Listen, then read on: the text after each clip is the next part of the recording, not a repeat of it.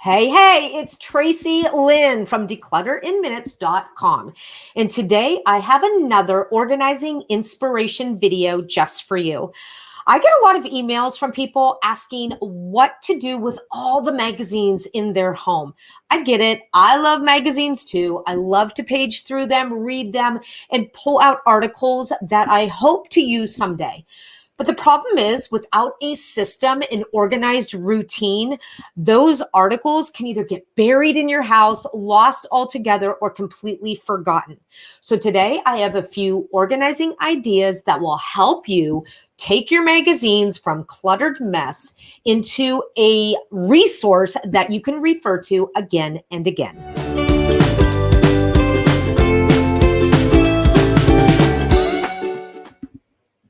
Okay, so let's get started. This is organizing inspiration for your magazines.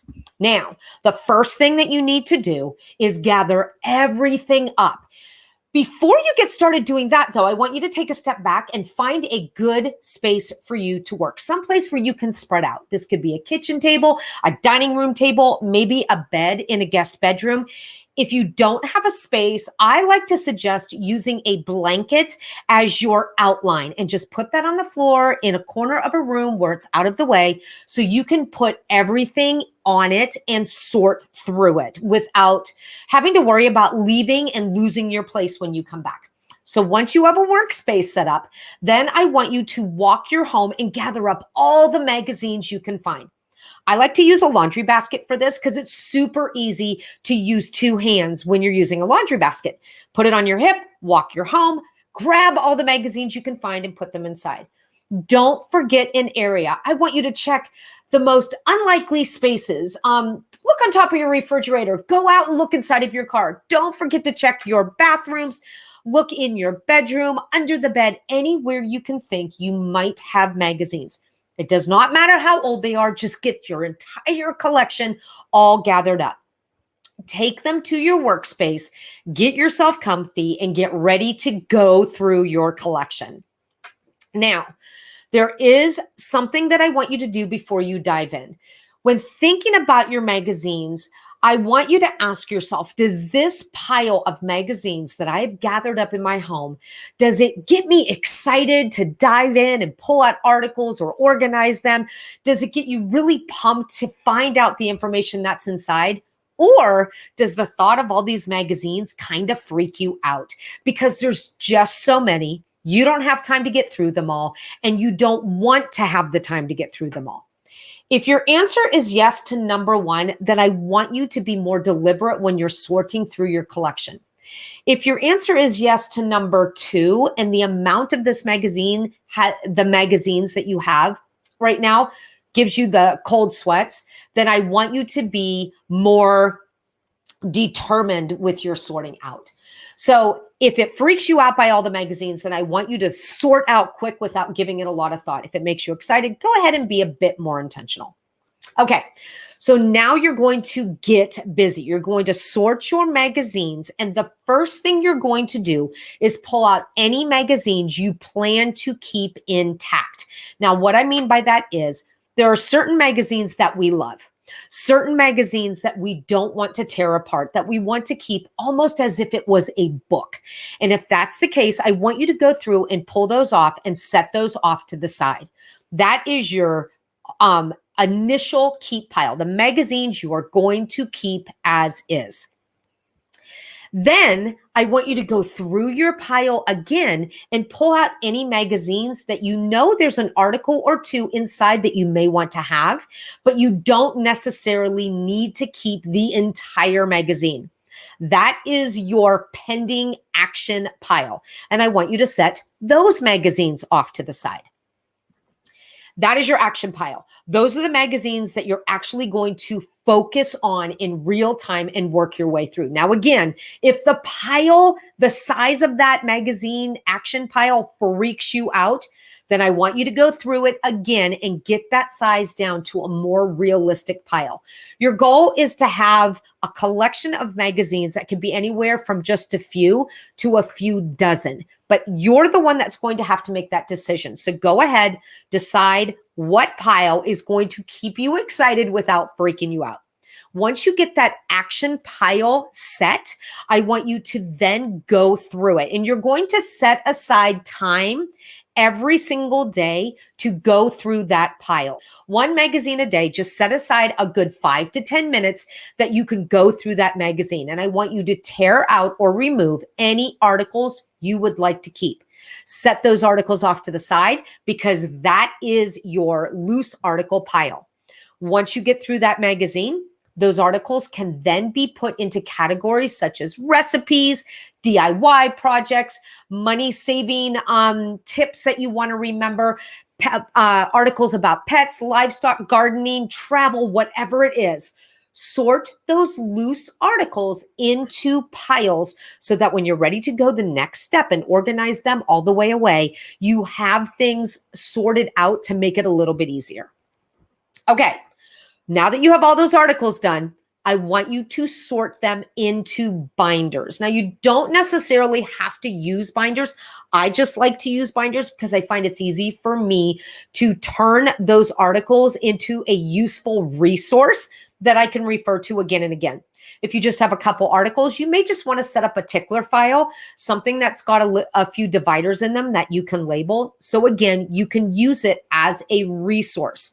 The purpose of this exercise is to take the overwhelming size of a magazine pile and turn it into an actionable tool that you can use going forward.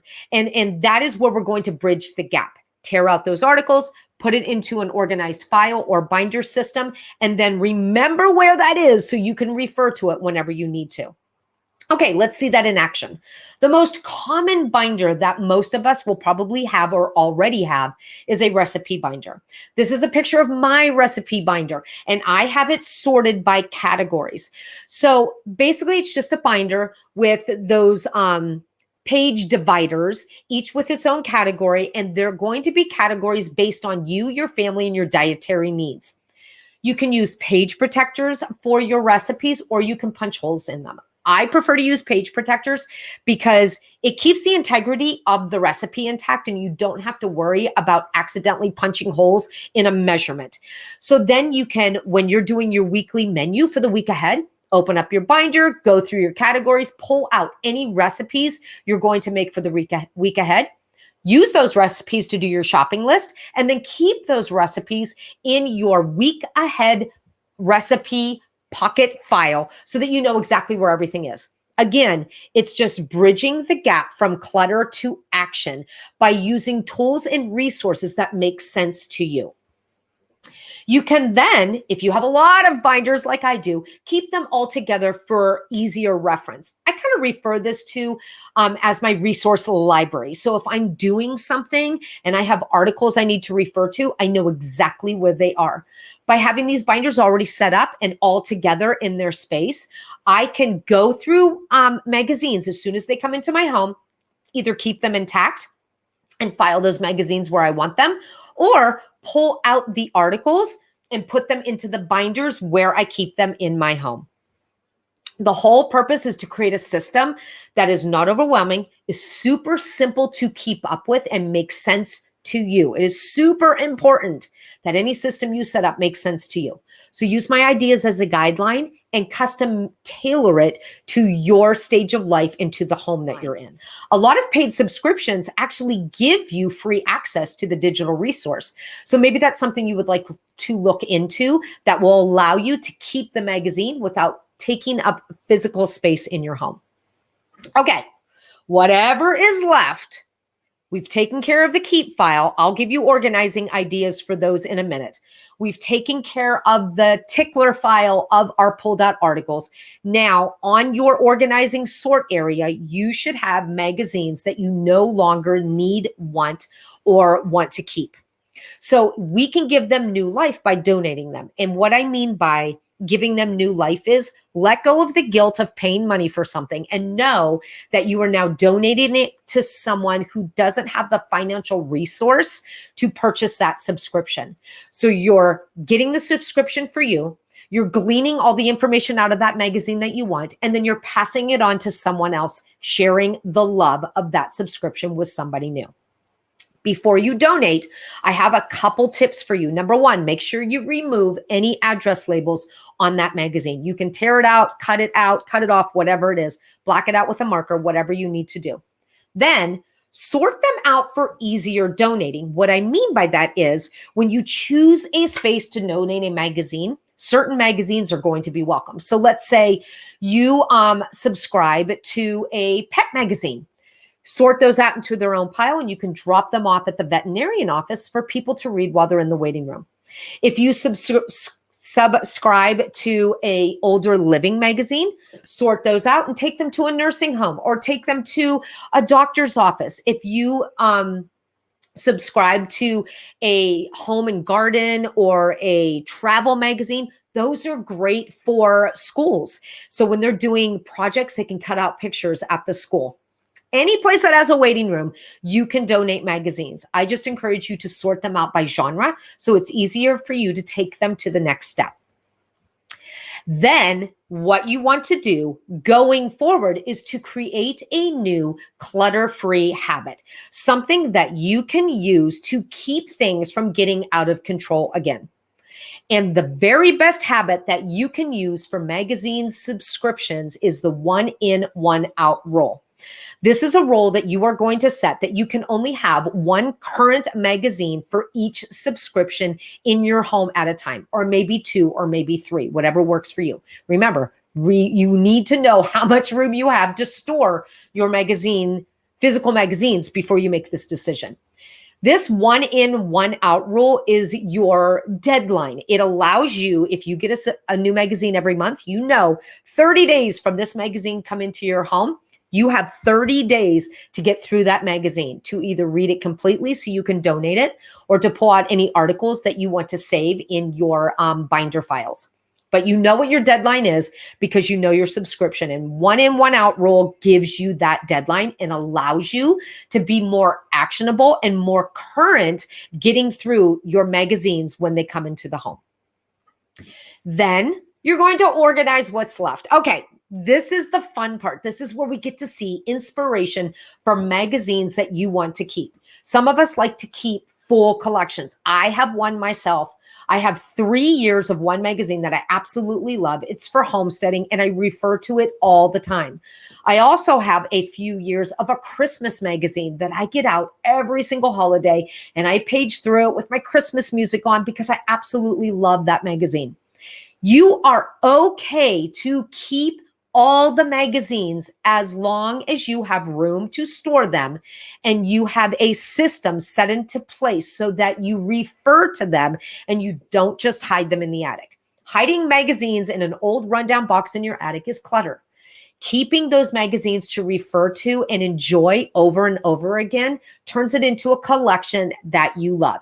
If you have the room, you go ahead and keep them. Okay. Here are a few organizing ideas for keeping any magazines in your home. These are common containers you see all the time. They have plastic ones at the dollar store. They have cardboard ones at stores. Find ones that work for you. These work great on a bookshelf. And you can use a container for each subscription, which will allow you to keep a nice size collection. Doesn't take up a lot of space. It's guilt-free organizing. These organizers were found at wayfair.com, but again, you can find them anywhere in colors that fit the vibe of your home. If you don't want to buy one, oh my gosh, you can make one. This is one of those, I think this is the medium-sized box at the post office. You can use these to make your own. They're free, you guys. You can go to the post office, take as many as you need, bring them home, cut them out, use them as is, or you can cover them with contact paper and really make them match the vibe of your home. This idea is from Cool Beans blog at blogspot.com. You can also use vertical files to keep your magazines more organized. And I love this idea because they actually use the file folder to put the magazine on top. That metal bar keeps the magazines from rolling and losing the integrity of them. So you could put 2 magazines onto each hanging metal file. This is such a great idea. It's from familyhandyman.com. They have a lot of awesome ideas for the home, but I absolutely love this. And it allows you to keep those magazines intact in an area in your home where you know exactly where they are and you can refer to them again and again. You could do a must read basket. This is actually what we do in our home. These are our current magazines. They're in a must read basket. I have them next to my reading chair. So I know whenever I need something to read, that is the basket I'm working on first. It will hold quite a few magazines, but I really try to keep it down to just one magazine per subscription, just so things don't freak me out and get overwhelming. You could do this with any magazine or any basket. Whatever you have, just set it next to a chair, recliner, next to your bed, wherever you like to do your reading, and keep a couple magazines in there. And it's a visual reminder for you to read through them. You can also do an organizer that doubles as furniture. This is from frknh.blogspot.com. I love organizers that play double duty. And this is actually a piece of furniture. They took an antique box, they put their magazines inside, and they put a couple knickknacks on top. And just like that, you have a side table for a chair, or you can, I don't know, colorful up a boring corner in your home. Remember, when you're organizing, there's no rules, you guys. You get to make those rules. Find a way to keep things organized so that you remember they are there and you refer and use them and implement them. That's the goal of any organizing system. You can go rustic. This is an old shutter, and I love this idea. Just be sure that you measure the shutter before you bring it home to use. Again, it doubles as wall art. You could use this in a craft room, a bedroom, an office. Put your magazines on there. The visual reminder of those magazines is going to encourage you to get them out and read them. This idea is from uniquelyyoursormine.com. Don't forget the bathroom library. Don't be embarrassed. Everybody has magazines in their bathroom. This one's actually built in, super easy to do, very limited creative skills needed to do this project. It's a very tiny space and it looks great. This is from 4generationsOneRoof.com. You can also repurpose an old ladder. I have a couple of these ladders in my home, and I think this is a great idea. But again, make sure you measure the width so that your magazine will fit on there without getting ruined in the process. Also, hang it on the wall, doubles as wall art. I love organizers that you can use as wall art. And this is from posiesandplume.blogspot.com. Speaking of wall art, here's another example of doing that very thing. Clipboards, you guys. I love this idea. So they've got furniture down at the bottom, holding all their magazines, and then the most current or their favorites are on clipboards hanging on the wall. You can do 2 clipboards like this picture, or you can do 10 all the way up the side of the wall. However you want to do it. These clipboards are at Walmart for 97 cents, the wooden ones. Don't go to the dollar store. The better ones are at Walmart and are actually cheaper. This is from petticoatjunction.com, and this is a great, awesome idea, and one I'm actually going to start implementing in my own office. Okay. So those are our ideas. That is your inspiration. Now let's talk about your clutter takeaway steps for this month's organizing inspiration. Number 1, remember, if you love it, please keep it. I am not forcing you to get rid of anything that you have room for. So if you love it, you have the room for it, absolutely keep it. Just make sure you have the room. Remember, donate any magazines you no longer want or need to people that will enjoy them. And then organize the magazines that you're keeping, the ones that are left. You can set up a reading reminder to make sure that you're constantly keeping on top of those magazines. You can set up binders for any magazine articles that you tore out. And then you can use the 1 in, 1 out rule, making sure that your magazine collection never gets out of hand again. Oh my goodness, what a great inspiration that was. I hope you got some great ideas and some actionable tips. Let me get back to my screen. And there I'm back. So these inspiration videos are meant to help you, not overwhelm you, give you a game plan, give you ideas, give you organizing solutions that you can take a few ideas from this one and that one and implement a couple and try them out. Remember, once you set up an organizing solution, you're not stuck with it. test drive it for a while. Give it a week or a month or a couple months and see if it works for you. If it doesn't, tweak it or start fresh. But if it does, check another area as organized and off your list and give yourself the credit for making one more step towards creating a home you love. All right, I hope you have an amazing day. I'll see you in the next video. Take care and happy decluttering. Bye, everybody.